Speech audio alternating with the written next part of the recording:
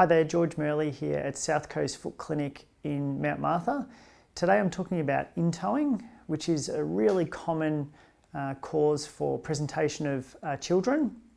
Often children come in with mum or dad and there's a complaint that the child is pigeon-toed or their feet turn in too much when they're walking or running. Sometimes the children are brought in because of tripping or fatigue or pain in the feet or legs. And sometimes there's no problems at all, no pain. However, the in-toeing is really visible during walking and running and during sports. So sometimes in-toeing is associated with problems, as I said, such as tripping, fatigue, pain in the feet or legs. And often there's a family history of the in-toeing. Usually mum or dad or grandparents have had in-toeing as well. There's many causes of in-toeing, and it can relate to what's happening at the level of the hip. So the hip might actually be positioned such as the femur is internally rotated. It can be the tibia or the shin bone that's internally rotated, or it can even be the alignment of the foot itself, particularly the inner column of the foot, that's actually turned in. So there's lots of different sources of in-toeing. It can also be related to muscle activity around the hip, where muscles are pulling the leg inwards during walking and running.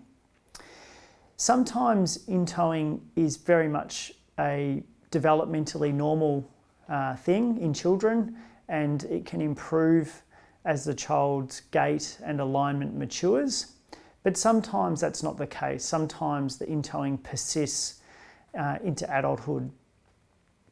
When there's issues with in-toeing, such as fatigue, tripping, aches and pains in the legs, there's usually a cue there that something needs to change in order to help the child function better just with walking and with sport. And there's a few things that can be done to improve function and reduce pain. One is to think about the child's sitting posture. So some young children who like to sit in a W position, that's something that can worsen in-toeing. Some children require physiotherapy to strengthen and stretch muscles around the hip joint to help turn the limb and the foot into a more normal position during walking and running. Sometimes we use an orthotic device to assist with this process as well. And here's an example of the underside of an orthotic. The arch support is on this side, and we can use what's called a gate plate extension, which is an extension on the outer side of the orthotic, which sits under the outside ball of the foot, and that usually assists the child with turning their foot outwards so that they've got a more normal foot position. Sometimes these types of things like the gate plate and orthotic aren't needed, but sometimes they are. It's very much something that's assessed on a case-by-case situation. So in summary, in-toeing is a very, very common presentation. Children that visit their podiatrist, physiotherapist and GP. There's lots of causes of in-toeing. It can be related to the hip, the thigh bone, the shin bone, and even at the level of the foot.